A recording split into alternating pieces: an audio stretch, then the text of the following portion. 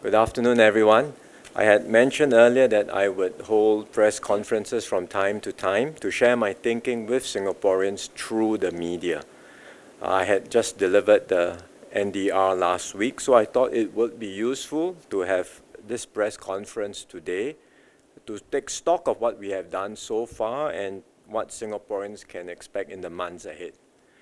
For my first National Day rally, I wanted to flesh out in more concrete terms the aspirations and hopes that Singaporeans had shared with us during the Forward Singapore exercise. And that's what I had tried to do throughout the 3 rally speeches. Our aspirations and new ambitions are underpinned by 2 important pillars. The first is a renewed social compact, a compact where every Singaporean will get support to get through setbacks in life and to get a fair shot in life. But at the same time, everyone must do their part to work hard, make the effort to excel and uplift their families. And if they do that, the government will be there to support them every step of the way and help them to get ahead. So that's the first pillar. The second pillar is a refreshed Singapore dream, where we can find our own paths. We don't have to compare with one another. We can all be the best possible versions of ourselves. In other words, we can thrive and flourish on our own terms and in ways that are less prescribed and more open. So these 2 key pillars underpin, I believe, what Singaporeans would like to see in the future for ourselves and for Singapore. And as I said, realizing these shared goals requires a major reset in our policies, but also a reset in our attitudes and mindsets. In the NDR, I've tried to focus on changes in a few key areas, like parental leave arrangements, job seeker support, and education, where I see these changes and resets happening. Not just policies, but attitudes. I couldn't cover everything, but I focused on a few. Beyond the topics at the NDR, there are other issues we are looking at. For example, how we can better look after our seniors, especially their longer-term care and housing needs. It's a big issue which will continue to grow because of our increasing number of seniors. And so we are very much focused on this. And it's not just about helping those in their 70s and 80s, the older folks, but as we do more to take care of them, we will also be helping their children, who increasingly are not so young anymore. They are 50s now, young seniors.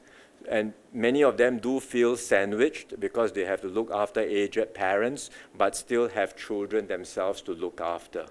So that's one key area of concern and focus which we are continuing to study.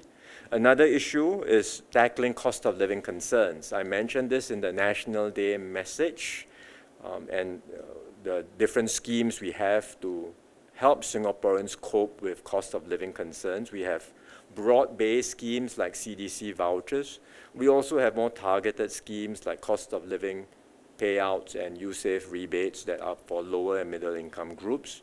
But as I mentioned in the rally, we are now also looking at specific segments and how we can provide more help. For example, those with larger families, more young children, and which means the costs add up quite quickly, and so we are seeing how we can provide more support for them. So these are existing issues which we are thinking about, which we are studying, but there will also be new issues we pick up through our engagements with Singaporeans. And that's why I see these regular engagements with Singaporeans as a very important aspect of my work. I've embarked on visits to several districts now, and it's a very good opportunity for me to meet residents and to hear firsthand their perspectives and feedback. And I'm continuing to have dialogue sessions with different segments of society, and also through social media and press conferences like this. And I hope that through these engagements, we can help everyone in Singapore have a common picture of why the government is embarking on certain plans, where we are heading towards, and what we can all do in big and small ways to realize our shared vision together. This is the commitment from me and my team. We are here to listen to you, to understand firsthand your concerns, hopes and dreams, and to build a stronger, more meaningful connection with every Singaporean. Besides the domestic focus, we cannot neglect our external environment. There are powerful forces shaping the world around us, and these will have direct impact on Singapore. Just think about the number of shocks and crises that have buffeted the world in, say, the last 5 years. You start counting, and I think very quickly you will lose count. Unfortunately, we must expect even more to come in the coming years, because we are in a world with increasing geopolitical tensions and armed conflicts everywhere. It's a world with growing fragmentation in the global economy and rising barriers to trade, which means more impact and stresses on the global supply chains. It's a world with a whole range of external threats, including the latest outbreak of Mpox, which we are monitoring very carefully and closely. So in this dangerous and troubled world, our relations with other countries are crucial, and establishing good rapport with friends, old and new, is also a key priority for me. I've hosted several of them and several visitors in Singapore recently. The Prime Ministers for Cambodia and Laos visited. We've got many visitors coming for the Shangri-La Dialogue recently. I've also made trips to our closest neighbors, Malaysia and Indonesia, and in the coming months, I will be doing more visits to ASEAN countries, and then in time to come with visits to our key partners outside of Southeast Asia.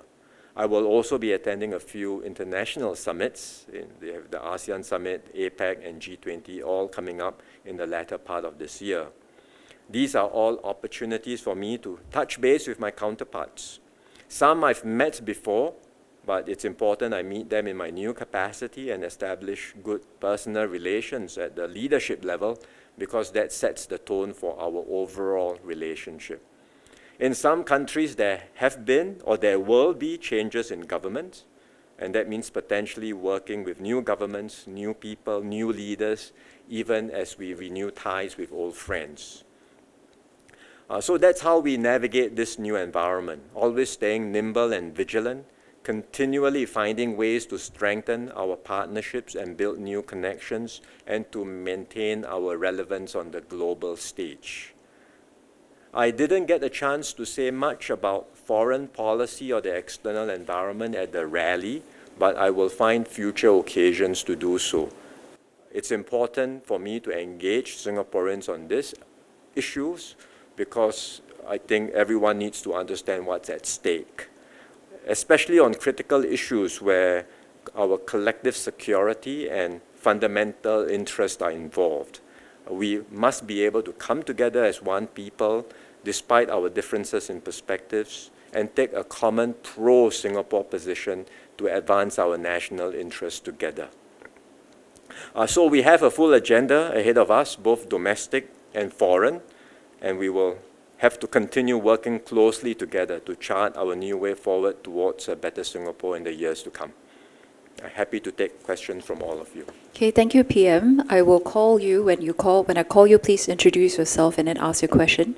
And I repeat, please try to keep to 1 to 2 max questions. Let's have it first from Straits Times, please.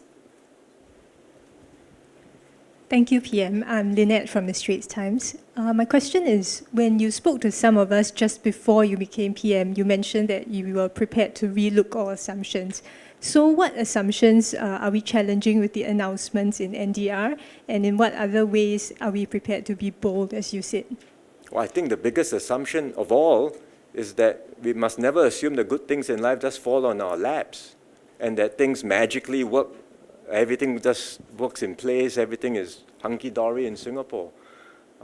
That will be the big assumption, and I think we have to continually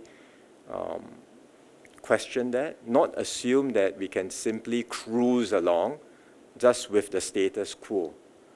So always looking at each and every issue, feedback that we receive, but also looking at policies and asking ourselves, can we do better? Is there a better way of doing things? It's not so much to change for the sake of change alone, but to always have the perspective that some things can be improved. Yes, there may be trade-offs, but perhaps circumstances have changed. Perhaps our conditions are different. Perhaps Singaporeans' appreciation of the trade-offs are different today. And perhaps there are new technologies, new solutions. So in each of these areas, across all our policies, always looking to do better for Singapore and Singaporeans. Okay, well, next question. CNA. Hi, good afternoon, PM. Geraldine from CNA. So I think you spoke earlier about how in the first few months of your term, you've been meeting up with the ASEAN leaders, whether it's traveling to countries or them coming to Singapore. It seems like the focus in the first few months has been in ASEAN, but in the next few months, you will also be traveling a bit further afield.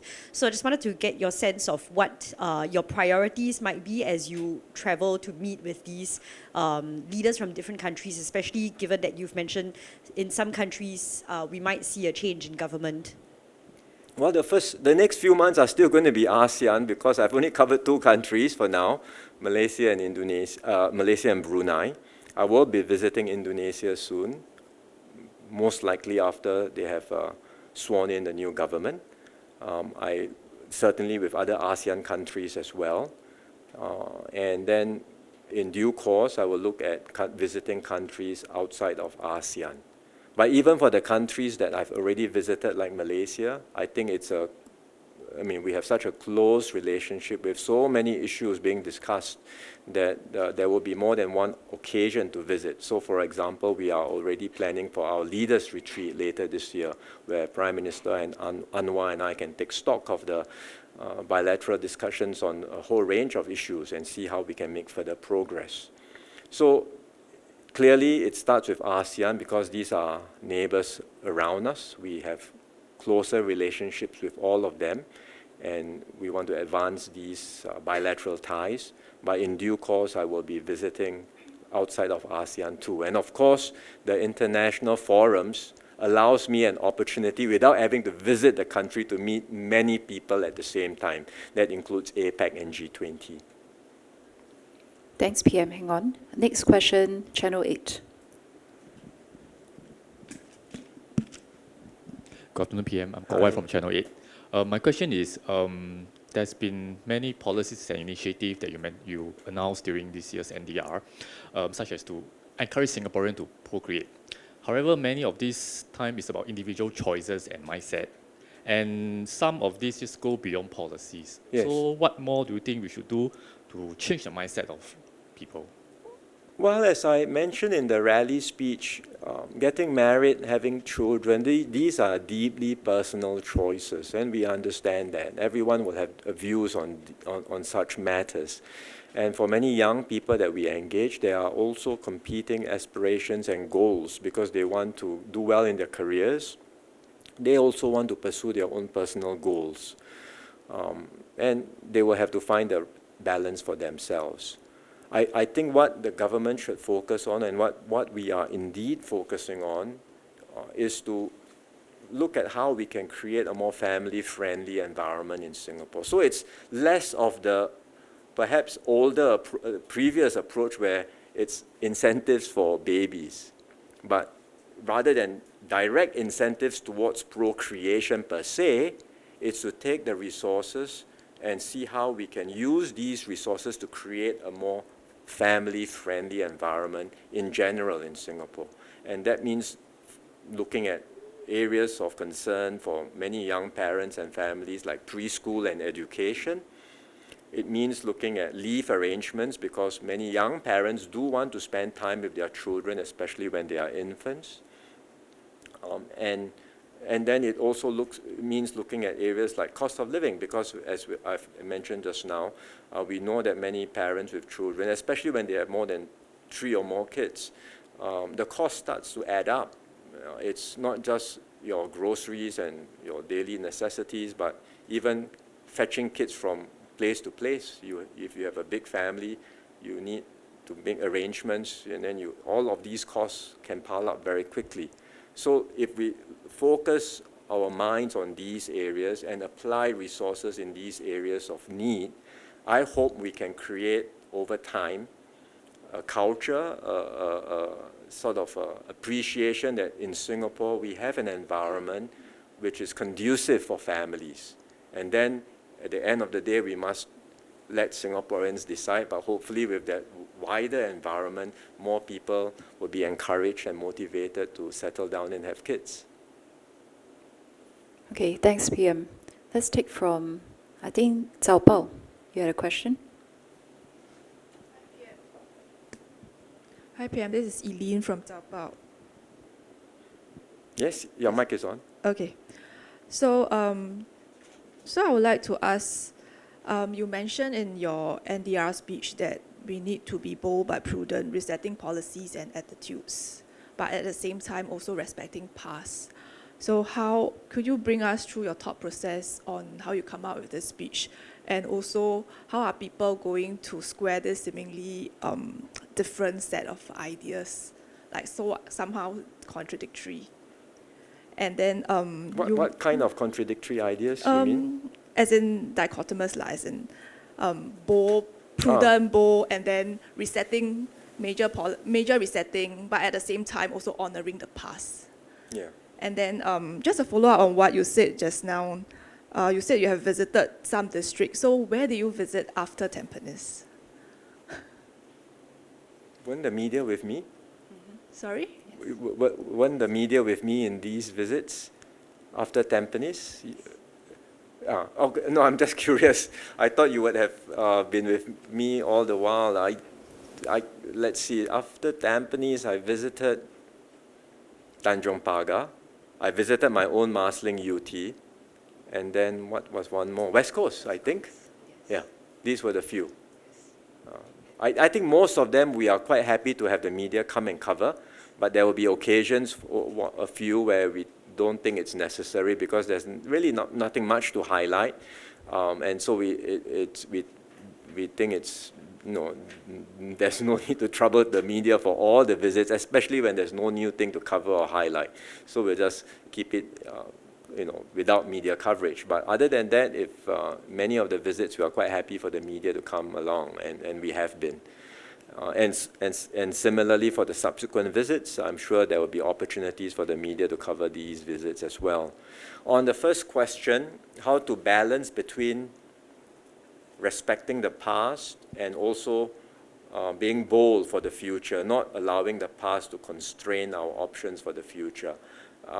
It is a balancing act, but what I would say is we have to then come back to what are the fundamentals that are relevant, still relevant for us today, and which we must uphold.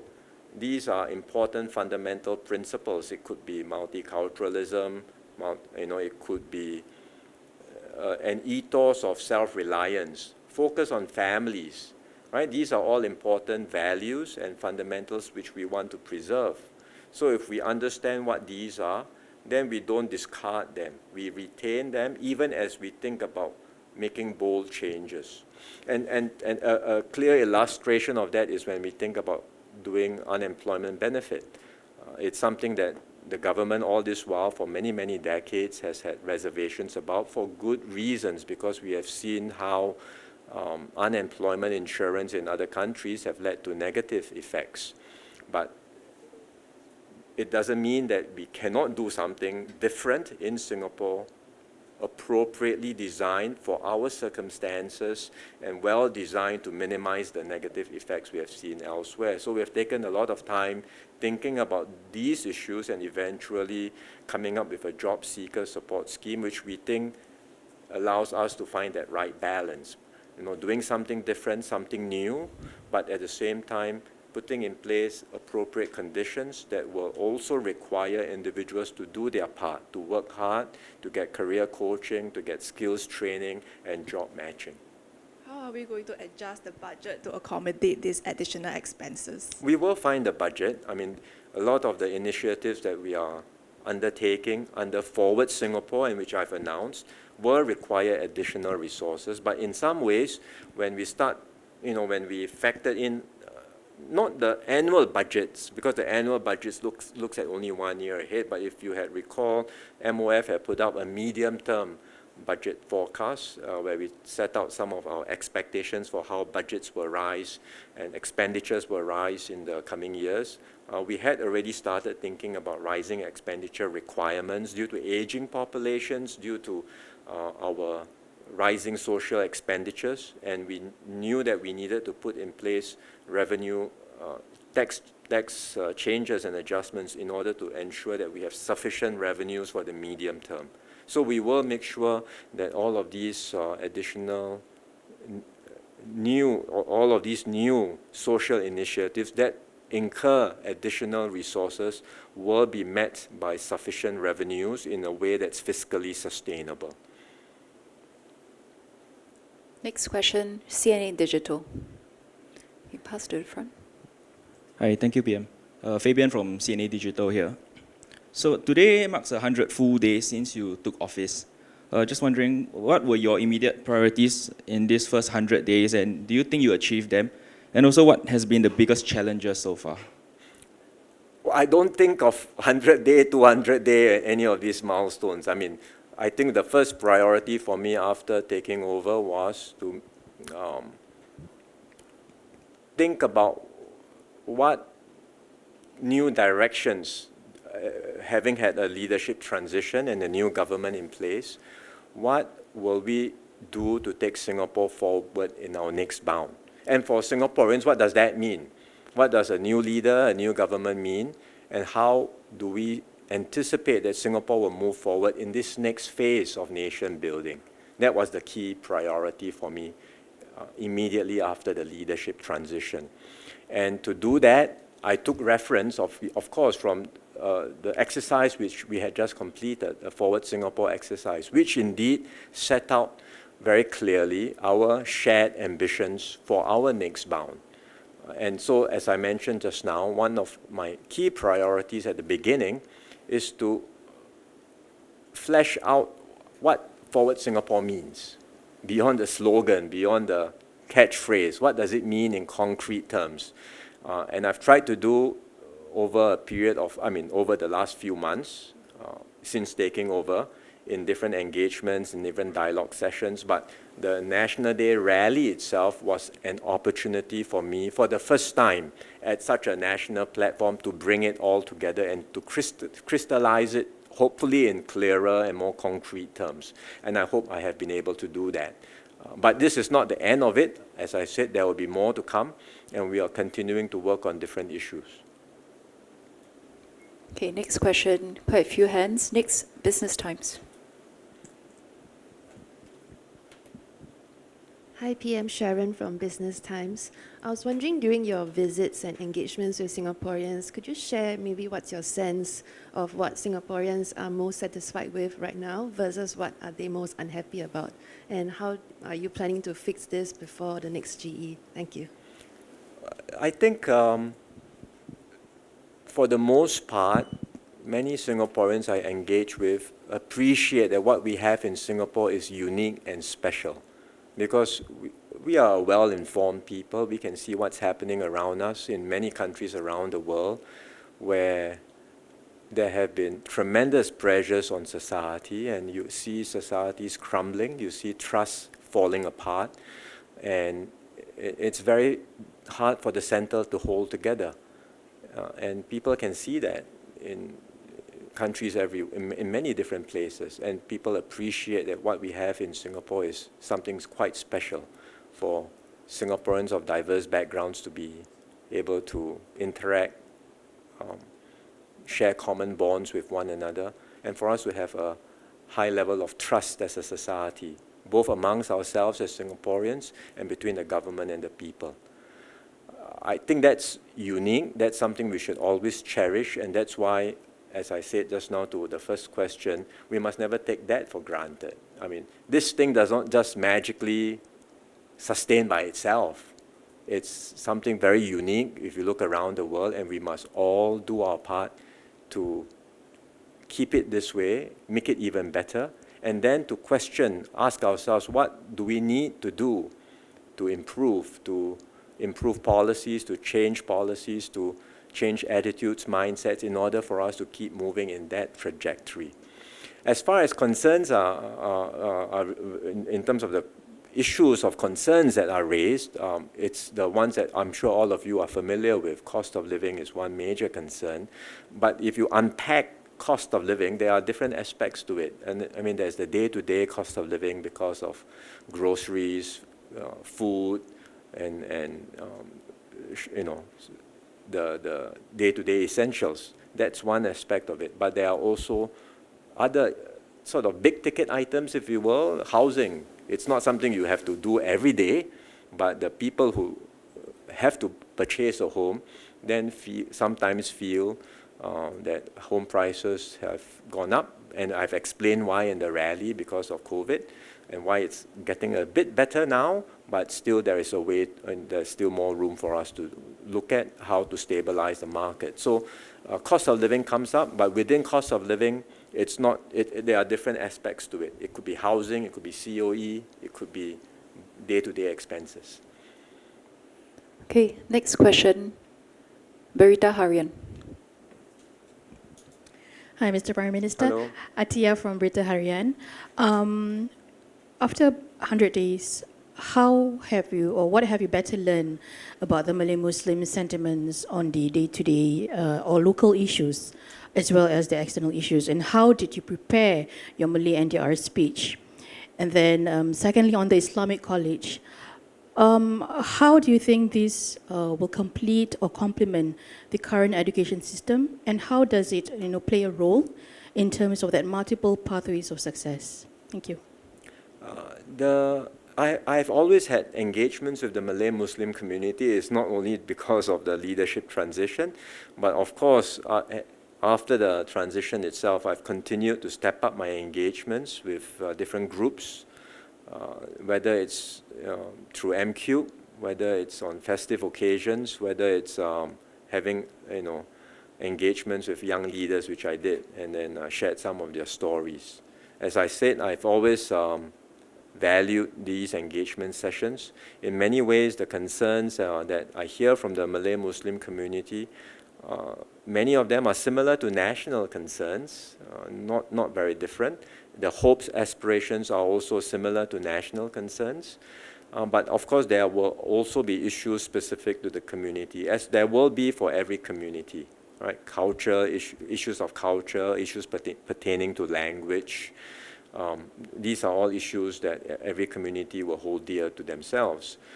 And I think for the Malay Muslim community in particular, in my engagements, many of them aspire towards getting ahead in life, doing better, progressing together with the nation, but at the same time upholding the traditional culture, beliefs, and values that they have as a community.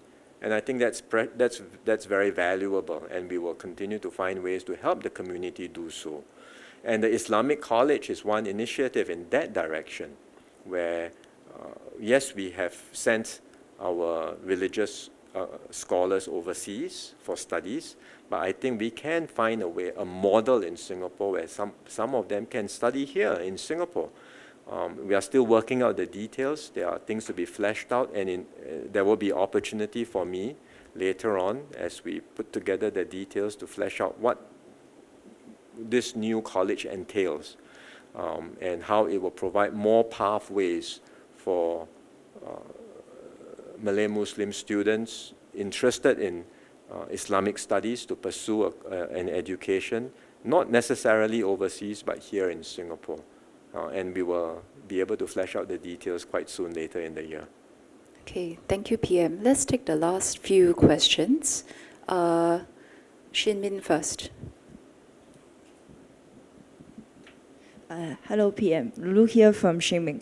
So we have a slightly longer question. It's on the issue of cost of living. You have mentioned the challenges arising from global factors that are beyond Singapore's control, such as supply chain disruptions and regional conflicts.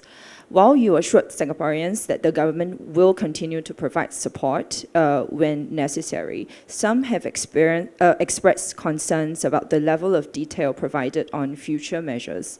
For example, The CDC vouchers for 2025 are set at $300 so far, as compared to $800 this year.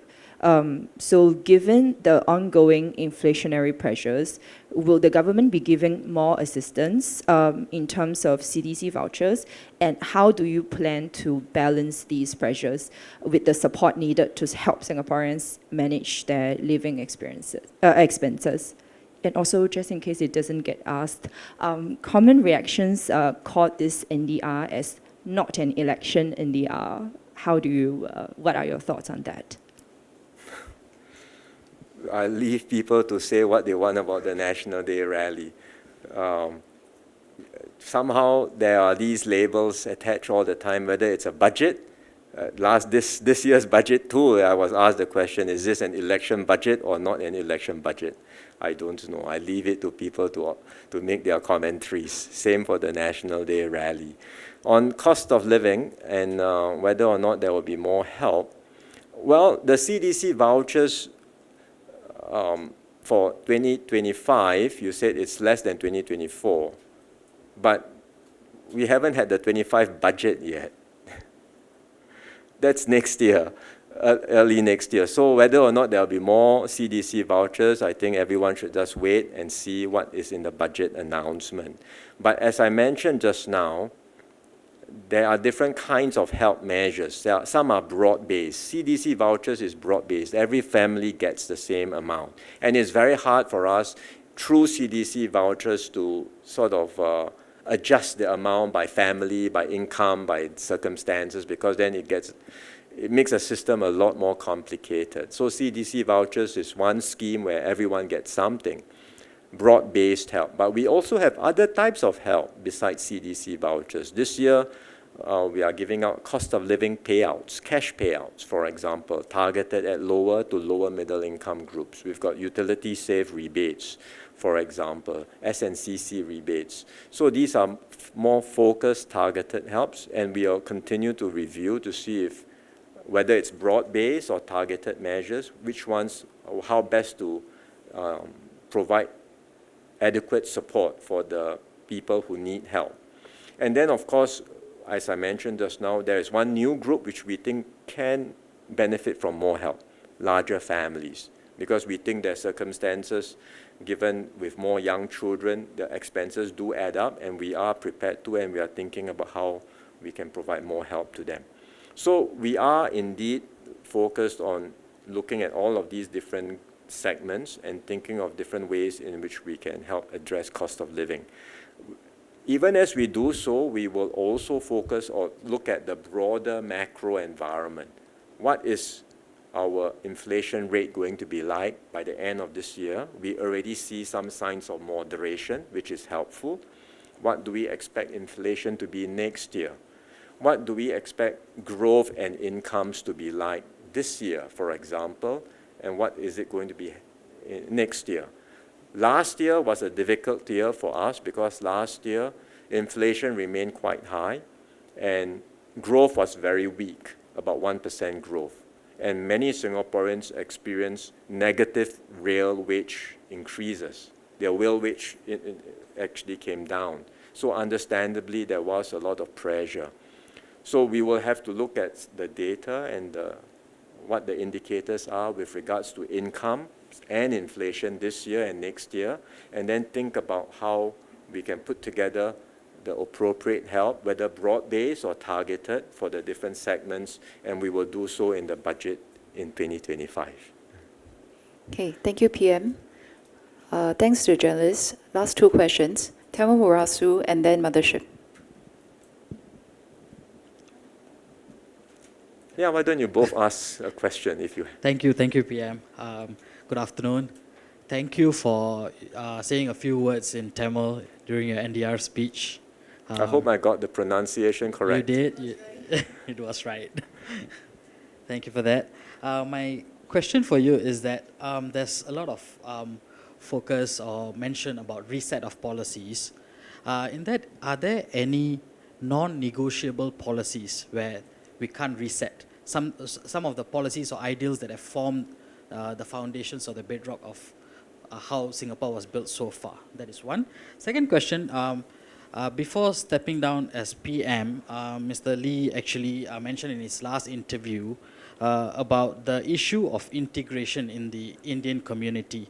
So in particular, he was mentioning about the assimilation between the local Indians and the naturalized citizens. In what ways will you be looking at, in addressing this issue? Thank you. PM, I'm from Tamil News and Current Affairs Media Corp. I also have a question for you. You said you would like to engage with the public to know more about their concerns, and you rightfully also pointed out that each community has their specific sets of concerns as well. So can we expect more personal dialogue sessions with you, with like the various communities, so we can address community specific issues and concerns? For sure. I mean, it's not just with me alone. If I have to do everything, then I can't be at multiple places all at one time. But it's not just with me alone. I will be doing more engagements with Singaporeans at large, but also with specific communities, as I have been doing, Chinese, Malay, Indian, Eurasian, and others. But my colleagues in the rest of my team, they will also be doing the similar engagements, because as a team, as I mentioned earlier, our commitment to Singaporeans is that we will be there to listen, to hear firsthand the concerns and hopes of every Singaporean, and to work together to translate our shared aspirations to reality. So for sure, we want to do that. On the first question, what is sacrosanct, what will not change? I would say not so much policies, but the core principles and values underpinning the policies. Multiracialism is one policy. Meritocracy, is one key principle. Multiracialism, meritocracy. These are very fundamental principles. Incorruptibility, right? These fundamental principles and values cannot be compromised. But how these principles are manifested in policies, well, you can have a debate, Is this the best way to go about upholding multiracialism? Is this the best policy to go about upholding meritocracy, or perhaps has it led to inadvertent consequences where people feel very stressed, or you lead to a sense of elitism or entitlement, perhaps? Well, then we can discuss how should the policy change, how should we improve. So it's really differentiating between the core principles and values as opposed to the manifestation of them in policies, which we will always be prepared to review our assumptions to see what can work better. Yeah? You had one more, is it? Integration. Local and new arrivals, right? This is work in progress.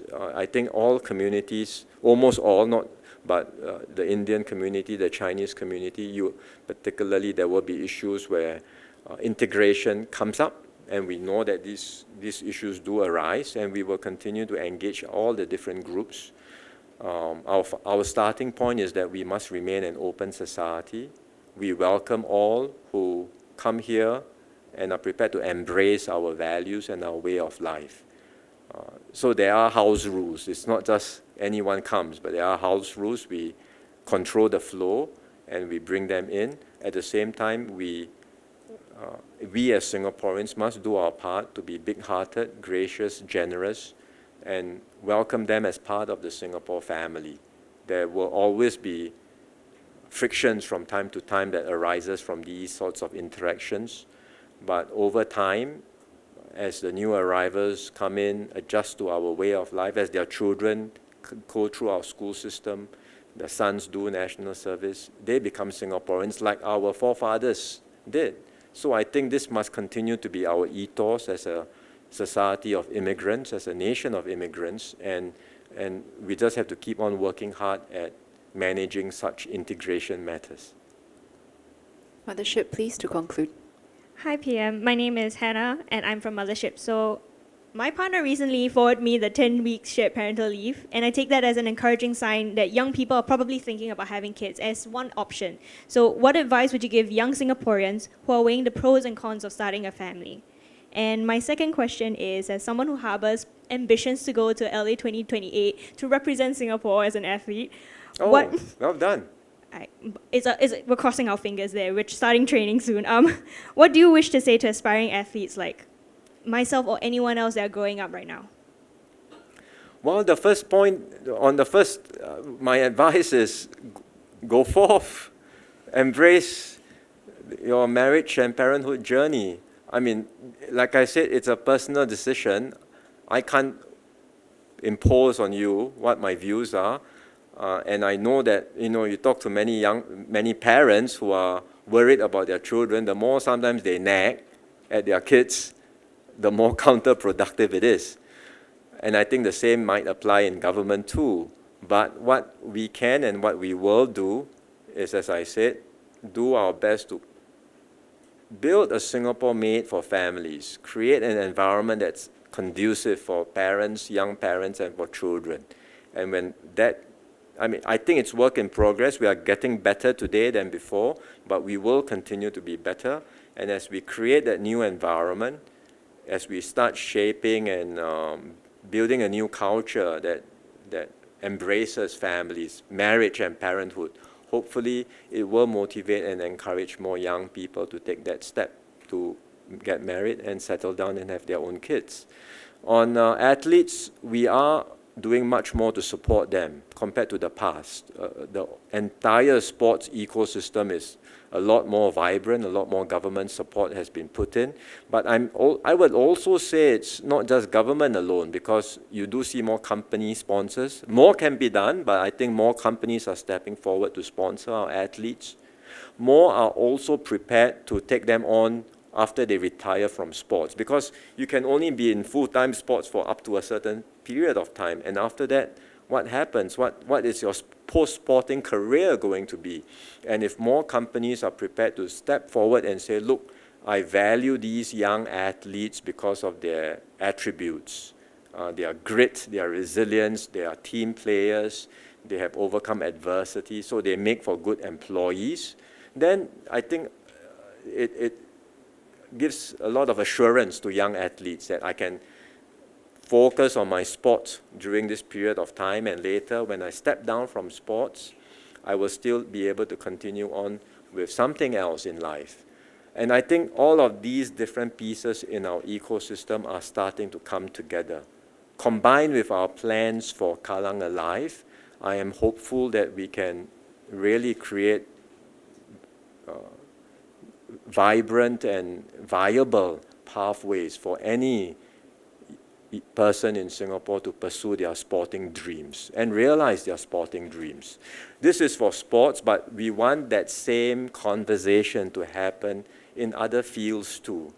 So whether it's in the arts, whether it's in sports, whether it's in business, whether it's in careers, conventional or non-conventional, whether it's some young person who wants to do a startup, whatever it is, we want to build a Singapore where everyone can realize their dreams.